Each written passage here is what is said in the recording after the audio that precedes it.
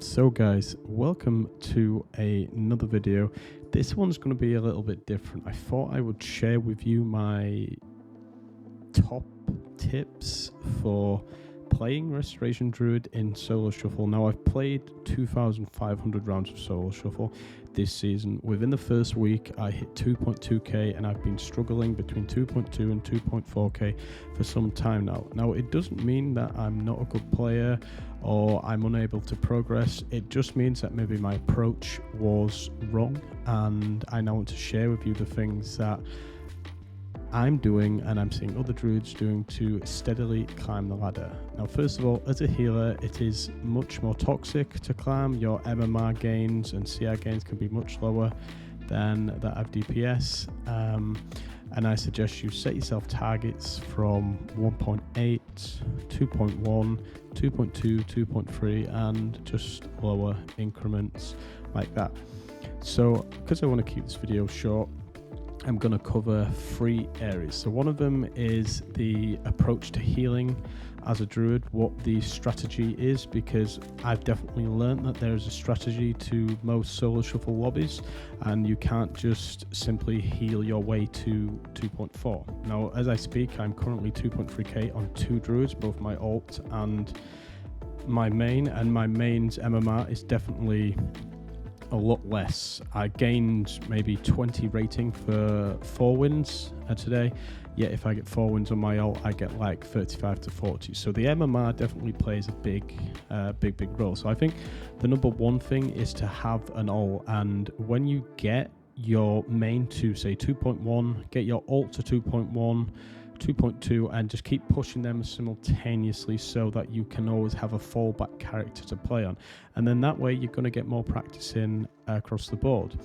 Now, for one of the tips with healing for Restoration Druids. Now, if you've watched my other guides, you know that we don't have any cooldowns and we don't really have very good catch-up mechanics. As soon as a Restoration Druid falls behind on healing, your team trades CDs and you lose. So what we really need to do is we need to get ahead early game. So what I have been noticing and what I have been getting DPSs to do in my lobby is to not use their cooldowns within the first 30 seconds. So here you can see in the video, wings and avatar are used early by my warrior and the enemy team. I would be asking my DPS to not use their CDs unless they really need to. Now, the reason is because when I'm tree form with 3 treants out, rejuve, send ward, adaptive swarm, my healing is way over 200k, 250k per second, which is absolutely insane. And with the spamming of rejuves into innovate, your healing for the first 20-30 seconds is going to be quite supreme. And what this is going to do is save your cooldowns for a longer fight, and we know druids struggle on mana. So if you throw your Iron Bark into the first defensive and then they can use their next CDs on the enemy's next go, you're going to survive those 2 goes. And by this time, the enemies are probably going to use their CDs even in the high level lobbies, and your chances of winning are much higher because you're already ahead. And we know solo shuffle is very random. Some DPS don't press their CDs, so when you've got all this healing out at the start, you've really got a massive advantage. So try this approach. Like I say, get your life bloom on, get your adaptive swarm out early like I do here, get your rejuves on, and then spam your growth guardians and literally keep life bloom on, your send ward on whoever is the main target being attacked, proc that swift mend, and try and proc 2 swift mends while you're in tree form as well, just so after another 10 seconds you get another tree form. So for the first minute your healing is going to be absolutely huge, and the enemy team are going to be behind most of the time with this approach. So I found this really helpful.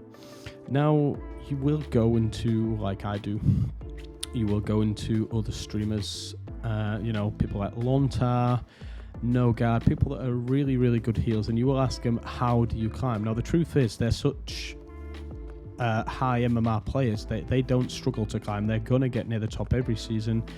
They don't really know the struggle of pushing through those really minimal MMR gains. So they will tell you, yeah, you can get 2.1, 2.4, just heal. Just heal. Now, as a druid, just healing does not cut it. You have to use clones. You have to position yourself really, really well, arguably better than other healers. You've got to know when to use defensives, when to swift mend. You've got to be able to keep yourself up. So it's really, really APM heavy. So what I would do to tackle this is, first of all, make sure that you stay as far back as you can. Don't push in for clones against range classes. Nearly everybody's got an interrupt spell. Only clone melee DPS, particularly when they're pushing in on your range. Try and fake cast their kick out and then get the clone, and this can really help to mitigate some of those longer fights and just give you a little bit of an edge. If you're playing with a warlock, tell your warlock to not fear, and just kind of cycle through the clones. Don't clone as much as you can. People say, just clone everything, but the truth is, if you're going to clone everything, you can ruin swaps. You may miss some of your you may mess up some of your DPS's big goes. So try and use your clones according to when your DPS have big damage or there's no trinkets, and keep an eye on the enemy healer's trinkets when you do this. I actually rarely CC the enemy healer, because most of the time this means pushing through the DPS, and it means I'm going to get CC'd and fall behind. So again, before you clone, make sure all your hots are running. You've got 5 to 10 seconds left, and that should really help you. And that's kind of the second tip on kind of how you should be cloning. Don't try and do too much, because this was one of the problems that I was coming up against. The next is knowing what you're not good against and how to counter it. Now, I didn't learn this until, I think it was kind of halfway through the season. I realized how strong Press Evokers were and Holy Priests into Druid, purely because of their dispels, their better, more forgiving cooldowns, and their healing outputs. Priests can go angel form, they can fade, so trying to push in for a clone on a priest can be really tough unless you can get good positioning and you can catch him off trinket and off fade.